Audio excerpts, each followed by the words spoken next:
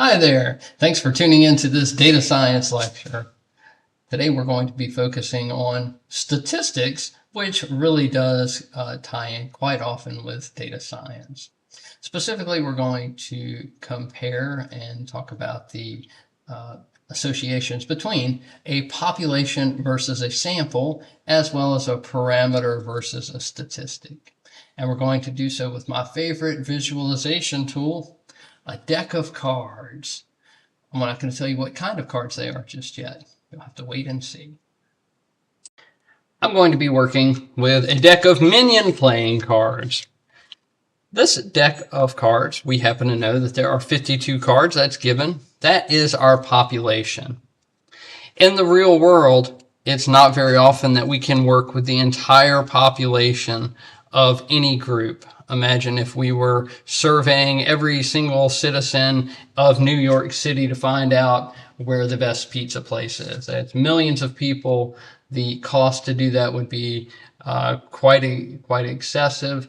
And also the amount of time required to do it would certainly be prohibitive for any type of experiment that we wanted to do. But we need to understand still, population. This is the entire population of the group that we are working with today. It's our entire playing card.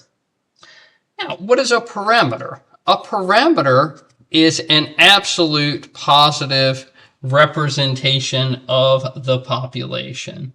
It's going to describe the entire population with that true meaning.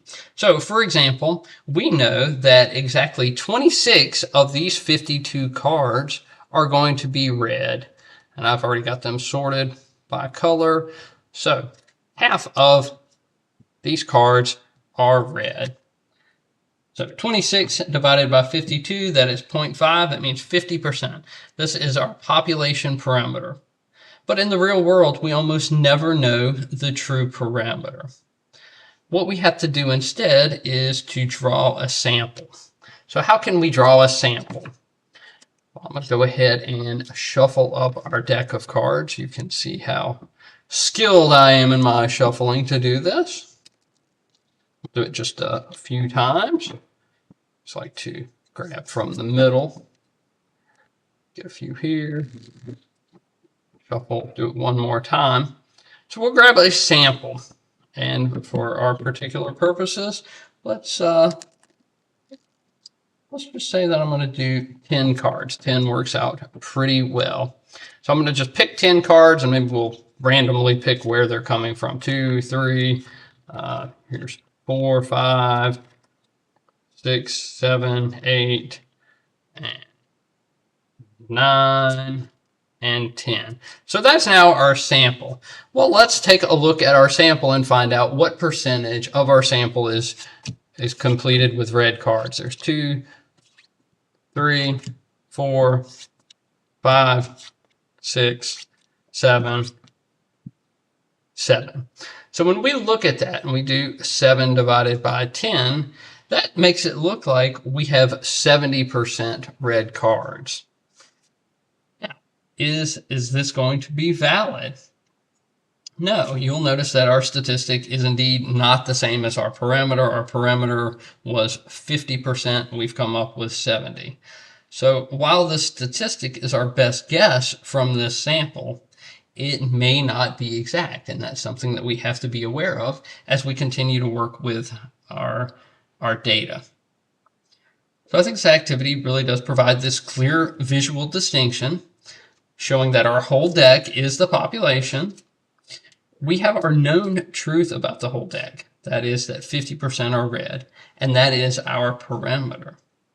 And the small hand of cards, which was the sample, these 10, that's going to be our sample, and the calculation that we picked of how many reds there were, 70%, that is our statistic. The next portion of the lesson, we're going to demonstrate point estimation and sampling variability. The purpose of this is to show that one sample to the next may result with different findings. We may find that one time we find a sample and it shows 70%, and another will show 40%. So this is very important to determine which one are we going to use as our valid statistic? For this exercise, we are going to calculate the percentage of face cards that we have in our deck. Face cards being Jack, Queen, or King. We'll treat Ace as a 1. That is definitely not going to be a face card. So how many face cards do we have in the deck? You will notice that our deck of cards goes from Ace to 10 and Jack, Queen, King. So there are 13 cards of each suit. There are 4 suits. So that means that 12 out of 52 are face cards. That's going to be about 23%. What we're going to do now for our point estimate is I'm going to shuffle the cards just one time. They weren't in any particular order to begin with, so that's going to be fine.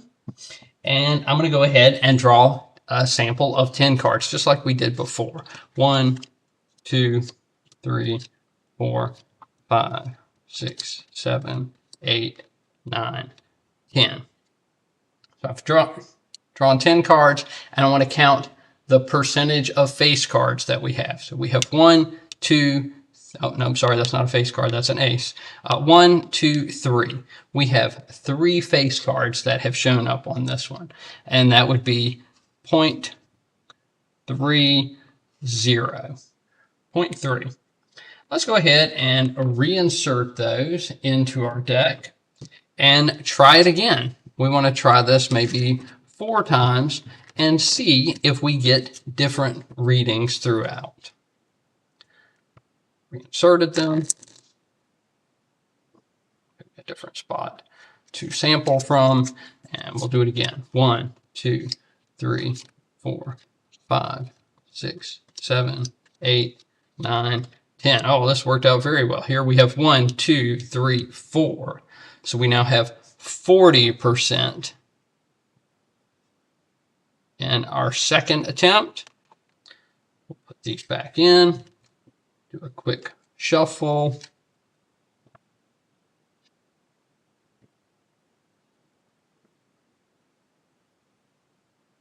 One, 2, 3, 4, 5, 6, 7, 8, 9, 10.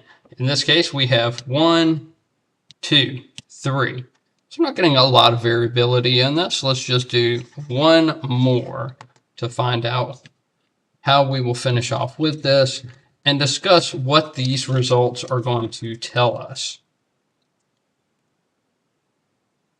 1, 2, 3, 4, 5, 6, 7, 8, 9, 10. Oh, well, that worked out very well. It gave us a nice difference because this time we only got one of the cards to show up as a face card.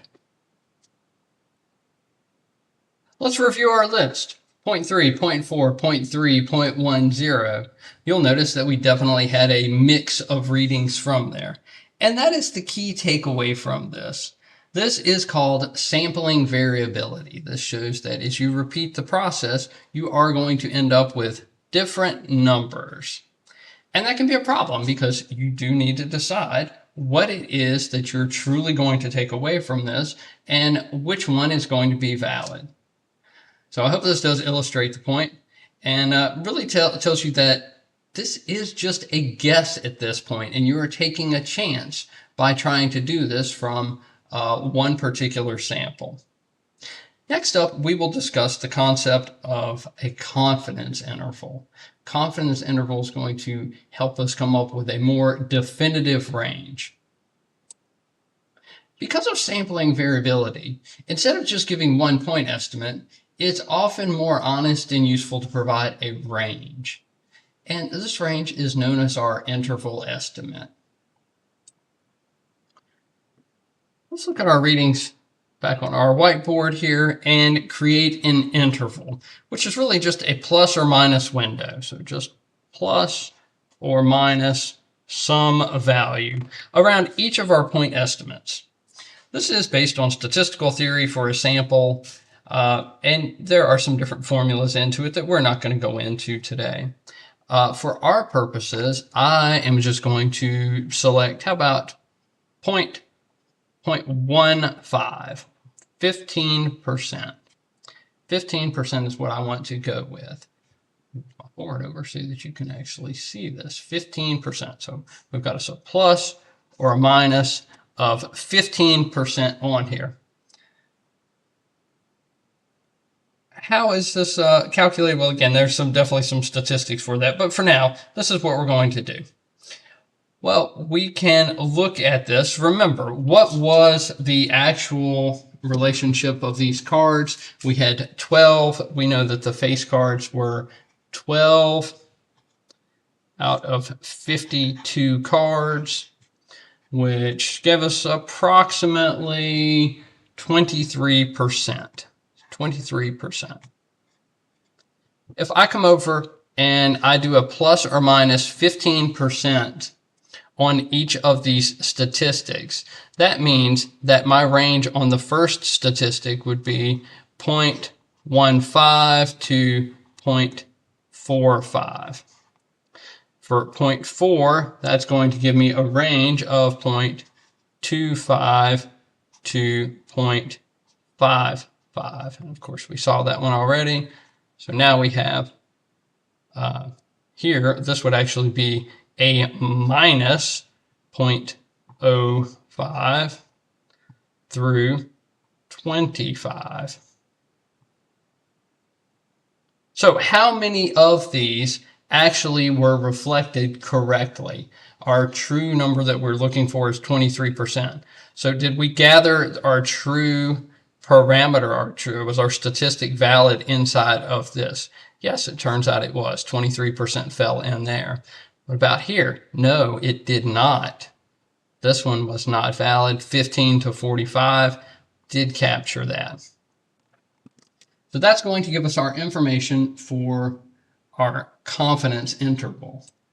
Well, truth be told, that actually gives us our interval. To get our confidence interval, we need to do this a number of times. So we might find that if we did this 20 times, that 19 out of 20 times we do it, our interval contains the true value. Well, in our example, we did 4 of them, and 1 out of 4 was not inside of that. So when we do that math, that's not great. That's only a 75% confidence interval. The confidence level tells us how often we expect our method of creating an interval to be successful in the long run. It's a confidence in the method, not in any one specific interval. Well, I hope this helps you understand these concepts we're talking about: population versus sample, parameter versus statistic. I encourage you, grab a deck of cards. Statistics really is a great subject to work with data science as well. They kind of certainly go together. But using a deck of cards is a great way to represent things. When you can visualize the data and apply it in a hands-on practical fashion, I think it becomes much more useful for you. Helps it stick in here, especially as you get to be older, such as myself, perhaps. Thanks so much for watching. I hope you have a great day.